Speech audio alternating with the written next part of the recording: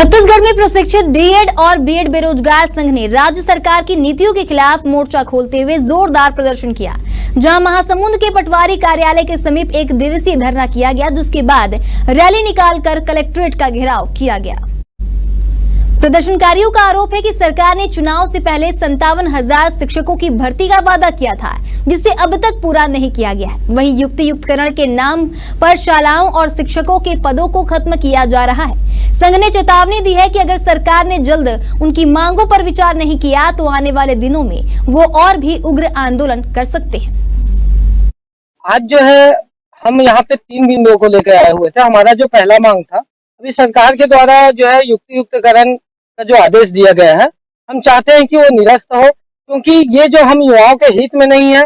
इससे जो है शिक्षक के पद जो है समाप्त किए जा रहे हैं और भविष्य में हमारा जो पद समाप्त तो हो ही रहा है, लेकिन साथ ही साथ गांव में विद्यालय भी बंद किए जा रहे हैं मर्ज कर।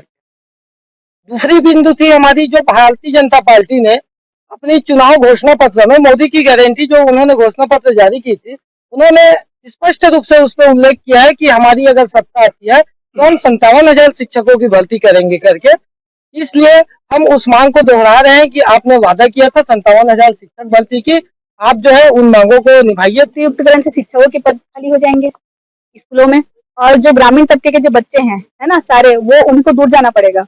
इससे बच्चों को स्कूल की सुविधा नहीं मिल पाएगी।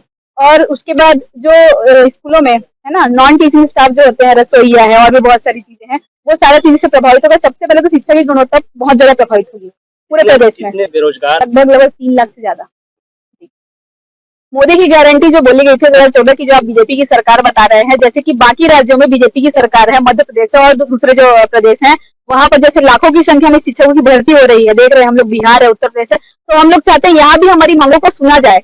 आज सुशासन का हाल चल रहा है पूरे प्रदेश भर में, तो हम लोग चाहते हैं कि हम युवाओं को ही क्यों इससे जो है हमारी अनदेखी की जा रही है। पूरा मानव समाज से प्रभावित होगा, क्योंकि यदि टीचर नहीं रहेंगे तो बच्चे पढ़ेंगे कहाँ से। और सरकार नियम लगा रही कि मैं बताना चाहूंगी, प्राथमिक शिक्षा में 5 कक्षाएं होती है, पहली से लेकर 5वीं तक। और सरकार ये नियम बनाई हुई है कि 5 कक्षाओं में केवल 2 शिक्षक होंगे, उसमें से एक एचएम होगा, जिसका तो लिखा पढ़ी डाक वाला काम है। अब एक शिक्षक बचेगा, वो 18 पीरियड होते हैं 1 से 5 कक्षाओं में, उन 18 पीरियड को एक शिक्षक कैसे पढ़ाएंगे।